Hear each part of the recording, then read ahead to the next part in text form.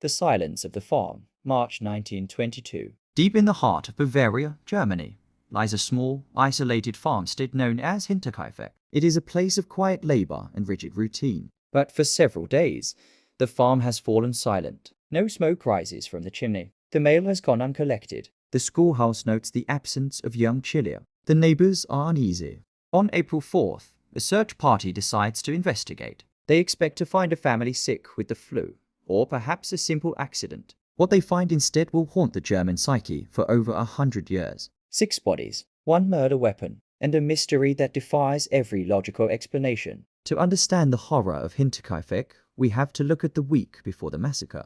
Andreas Gruber, the patriarch of the family, was not a man easily scared. He was a cold, hard man, avoided by the village. But days before his death, he told neighbors about something. Impossible. He had found a pair of footprints in the fresh snow. They led from the thick forest directly to the farm's machine house. He followed them, expecting to find a trespasser. But the footprints simply stopped. There were no tracks leading back to the woods. Then came the noises. Heavy footsteps in the attic. A strange newspaper found on the porch, one that no one in the house subscribed to, and one that wasn't even sold in the nearby town. Even more chilling, the family's previous maid had quit 6 months earlier, claiming the house was haunted. She had heard voices and footsteps for weeks. Her replacement, Maria Baumgartner, arrived on the very day of the murders. She would only be in the house for a few hours before her life was taken. Forensic evidence later suggested the murders took place on the evening of Friday, March 31st. It appears the killer or killers baited the family into the barn one by one. First Andreas, then his wife, Chilia, then their daughter, Victoria, and finally, 7-year-old Chilia. They were struck with a Grubhacker heavy, sharpened pickaxe. The precision was surgical. The brutality was absolute. But the killer wasn't done. They entered the house to find the new maid, Maria, in her bed, and the youngest member of the family, 2-year-old Joseph, in his crib. Neither was spared. The autopsy revealed a detail that makes this case truly unbearable.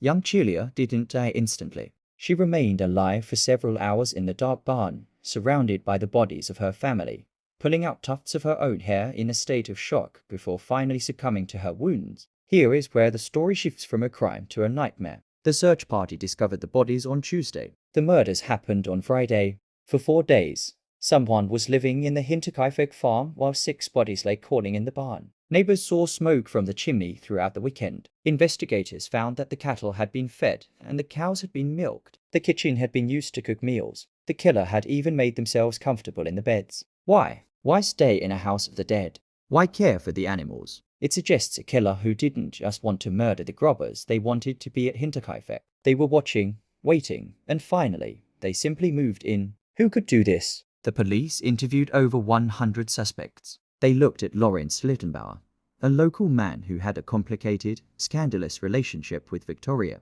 He was the one who led the search party, and his behavior at the scene was erratic. He handled the bodies before the police arrived, claiming he was looking for his son. Others believe Victoria's husband, Carl Gabriel, had returned. Carl was reported killed in the trenches of World War I, but his body was never found. Could he have returned from the dead to find his wife had moved on and acted out in a fit of rage? In 1923, the farm was demolished. Hidden in the attic, workers found the murder weapon, the pickaxe, and a stash of bread crusts. Someone had been living in the crawl space, watching the family through the floorboards long before the first footprints appeared in the snow.